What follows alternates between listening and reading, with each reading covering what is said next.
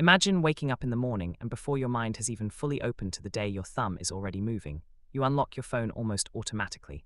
A notification appears, then another, then another. Within seconds, you are watching a short video. It is funny, it is fast, it ends in 15 seconds, then the next one begins, then another, then another. Before you realize it, 20 minutes have passed, but your brain feels strangely empty. You cannot remember most of the videos you just watched, yet your mind feels restless and slightly tired. This is the invisible trap of the modern internet, the 15-second trap. Short videos have become one of the most powerful forces shaping human attention in history. Platforms like TikTok, Instagram, and YouTube Shorts have built an entire ecosystem designed around one simple idea: keep the brain constantly stimulated in extremely small bursts. At first, this seems harmless. After all, watching a few short videos feels relaxing, it feels entertaining, it feels like a break from reality. But what most people do not realize is that this constant stream of rapid stimulation is quietly reshaping the way the brain works. Your brain was never designed for this pace. For most of human history, information came slowly. People read books, they listened to stories, they focused on one task for long periods of time. The brain evolved to handle deep thinking, reflection, and patience. But short-form video completely reverses this process. Instead of rewarding patience, it rewards speed. Instead of encouraging deep focus, it trains the brain to expect instant stimulation every few seconds. Every swipe becomes a small gamble. You do not know if the next video will be boring, hilarious, shocking, or fascinating. This uncertainty triggers one of the most powerful reward systems in the human brain, the release of dopamine.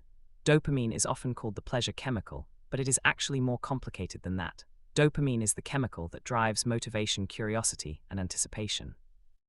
When your brain believes a reward might be coming, dopamine levels rise, pushing you to keep searching, keep scrolling, keep watching. This is why short video platforms feel so addictive. The design is not random. It mirrors the same psychological mechanisms used in slot machines.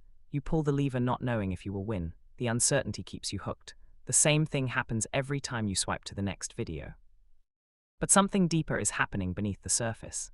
As the brain becomes used to constant, rapid rewards, it slowly begins to lose tolerance for slower forms of stimulation. Reading a book suddenly feels difficult. Studying feels exhausting. A long conversation feels boring, not because these activities changed, but because your brain has been trained to expect new stimulation every few seconds. Scientists studying attention have begun to notice a disturbing pattern. People who consume large amounts of short-form content often show reduced ability to maintain focus for extended periods of time. The brain becomes fragmented, jumping from thought to thought, searching for the next quick reward. This does not happen overnight. It happens gradually, quietly, almost invisibly. At first, you may only notice small changes. Perhaps you check your phone more often. Perhaps you struggle to finish a long article. Perhaps you feel an urge to switch tasks every few minutes. These tiny habits slowly reshape neural pathways inside the brain.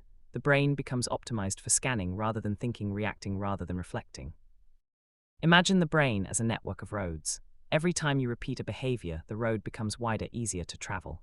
If you spend hours each day rapidly switching between short videos, you are building extremely strong mental highways for distraction. At the same time, the slower roads responsible for deep focus begin to weaken from lack of use. Over months and years, this can fundamentally alter how you experience the world. Simple activities begin to feel unusually difficult. Many people describe a strange sense of mental fog. They want to concentrate, but their mind keeps drifting. They start a task, then suddenly reach for their phone without even realizing it.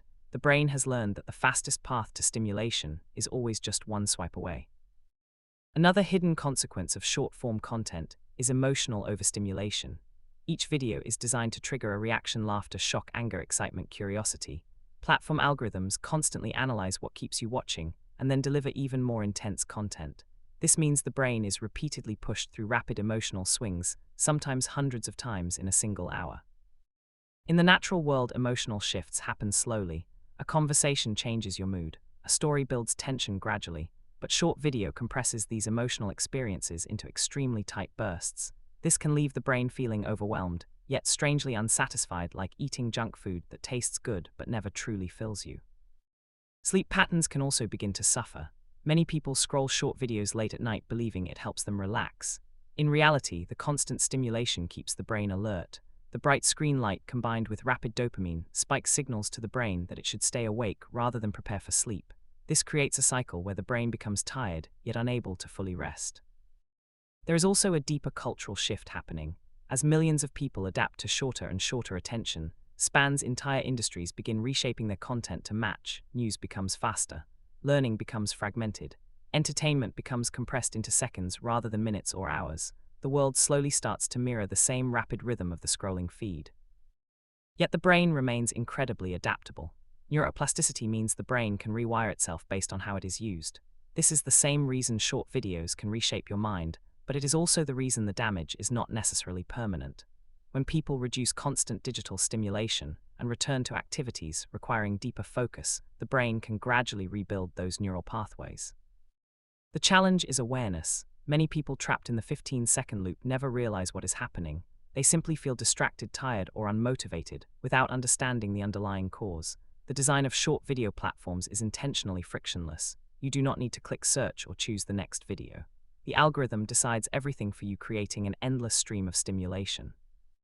This endlessness is important. There is no natural stopping point. Television shows end, movies end, books end, but the scrolling feed never ends. It removes the moment where the brain normally pauses and asks a simple question: should I continue or should I stop?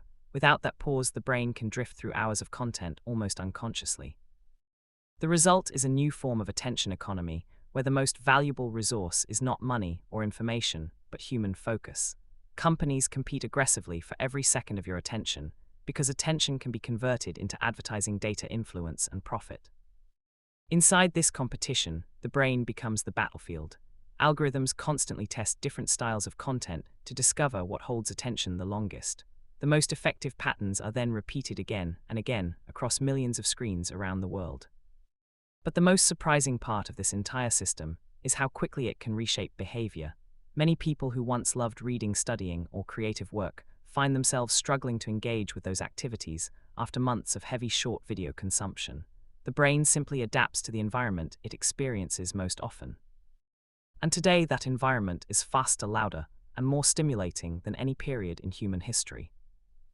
The 15-second trap is not just about entertainment. It is about how technology is quietly redesigning the rhythms of human thought. And the question is no longer whether our brains are changing. The real question is what they are changing.